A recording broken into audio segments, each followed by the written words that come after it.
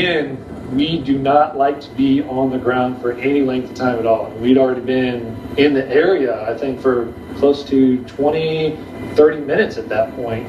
With the IEDs keep going off like that, it just kind of draws the Taliban to that area, and it was a little tense. If one IED goes off, there's no telling when another one's going to go off. All right, we have somebody coming in, not sure what his deal is. We're on stream this stuff, so. This guy's got one tourniquet, I can see.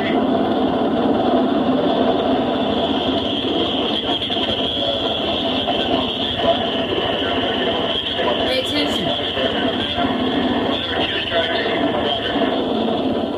At first injured, kind of stumbled up. He had shredded, his clothes were shredded a little bit. He didn't have his weapon. He looked like he'd, had been in a fight. So we got him into the aircraft, and you could immediately see him just slump his shoulders. He knew, like, okay, I'm here. Like, I'm in the safest place I can be.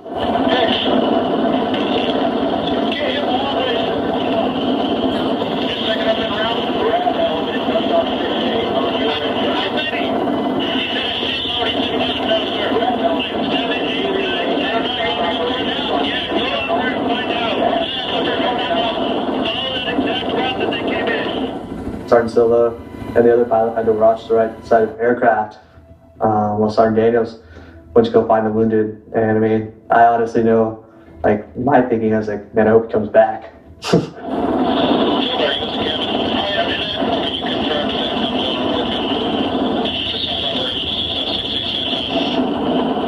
The first patient, we got his body armor off, and I just saw kind of like the hole in his shirt, so I ripped his shirt and the sunken chest wound, and you can just see air coming in and out of it. Hey, hand me a chest seal, will you?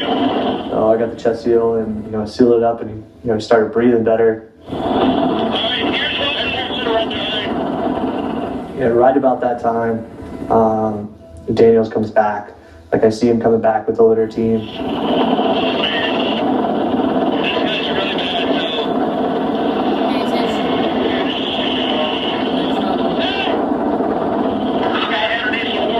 I was just finishing up my basic life-threatening injury sweep when Adam Hartwick was being brought on. It looked like he had just been thrown on the stretcher and just like, all right, let's go. Like, that's what it looked like. And so, and as they're bringing him in, I realized he has no legs.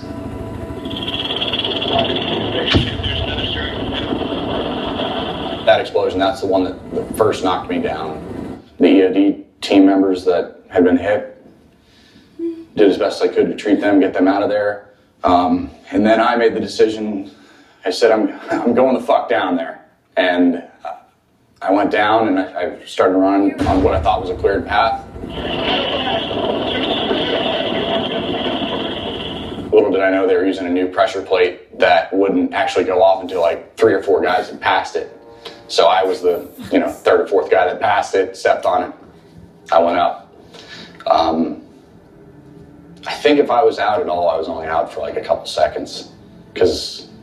And honestly, when I woke up after those couple seconds, I thought I was invincible. I was like, holy shit! I just stepped on an IED, or I just got blown up, and I'm still intact. Holy crap! Because at that point, I could still feel my legs. And I kept trying to stand up, and I was like, why the hell can't I stand up? And I finally did a push-up, and I ended up flipping over onto my back, and that's when I saw, my legs were basically hamburger meat, and I could see my skeletal kneecaps, my tib fib on both sides. I could see my foot was hanging off, and I think my left leg was hanging off in a direction that was not natural at all.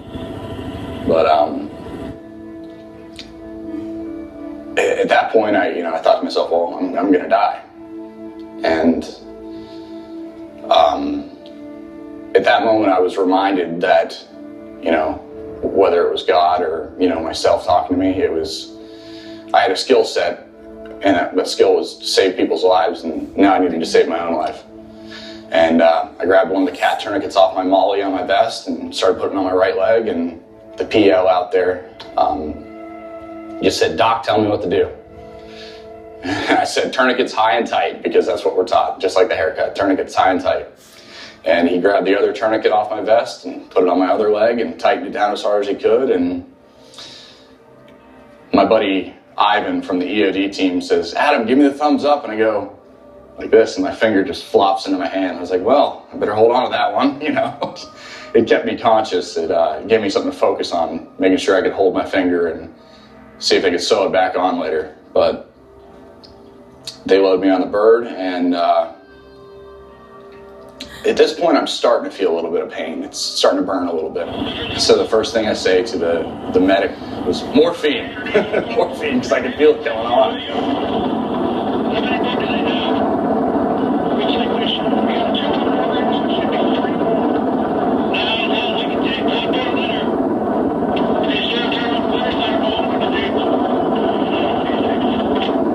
They gave us the clear that that's all the patients we were going to take. I wanted to get up and out of there as soon as we can.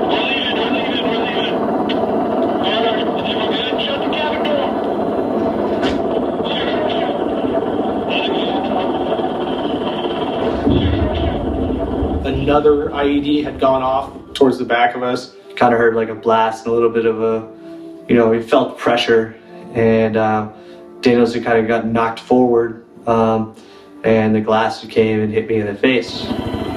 I was yanking and banking to get away from there. I put the coals to the fire, and we're hauling it.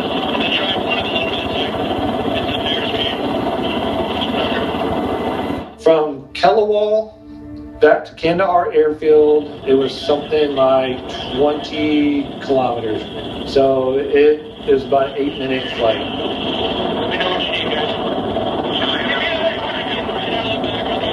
It wasn't a perfect situation. There was a lot of chaos going on in the back, which medevac can be chaos. But then at the same time, I felt like we couldn't do anything in those 8 minutes. I mean, we controlled bleeding, which is the most important step, and we kept him alive.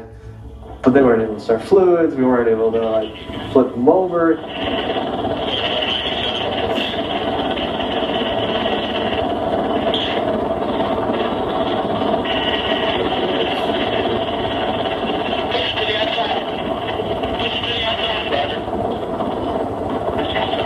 It was the longest, shortest 8 minutes of my life. It was the shortest 8 minutes of care, the longest 8 minutes of, I'm hoping this guy survives.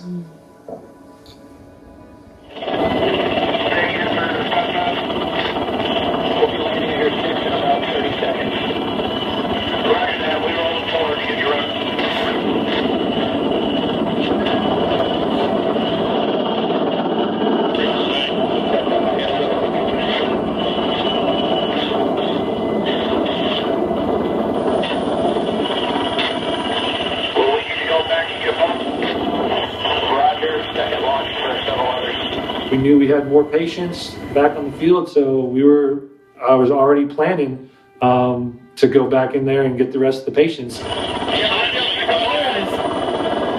When we were leaving the medevac, I kind of felt like his body was giving up, and I thought he'd passed.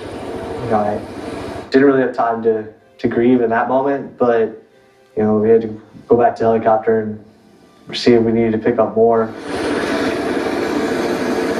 It turns out that we did lose 4 guys that day. Sergeant First Class Jeff Baker, Specialist Cody James Taus, Specialist William Gilbert, and Specialist Mitch Daling.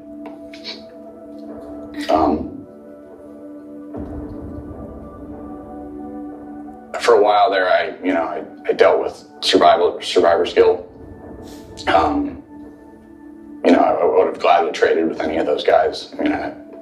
You always bicker and fight, like siblings, but when it comes down to it, the guy to your left and right is always willing to die for you at a moment's notice.